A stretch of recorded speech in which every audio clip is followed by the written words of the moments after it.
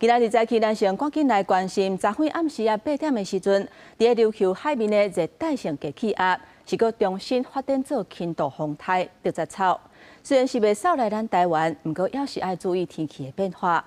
另外，昨昏伫咧新竹的双林水墙发生一件撩起的意外，有一个教练去互水流架去，全咧渡水不幸过往。要若详细原因，也来厘清。 山林内面回流的声音，强要砍过苏吉乐园的声音。伫咧新竹县的五方乡，这个正热门的撩开景点双龙瀑布，而且发生不幸的代志。有一群人伫咧撩过半路，45岁姓曾的教练，敢若互窜流的回流更起，有情况的时阵已经无性命现象。一间企业社一行8人，包含2名教练及6名学员，前往五峰乡双龙瀑布参加溯溪行程。其中1名教练不慎遭翻滚流卷入。 救起时有生命迹象，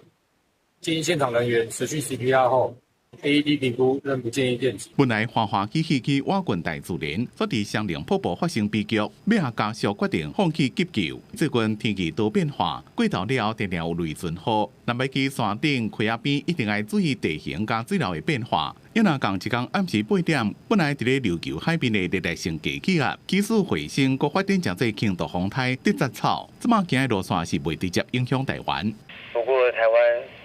与逐渐朝台风同属在大低压的环境，都还是会有伴随西南风增强的一个影响。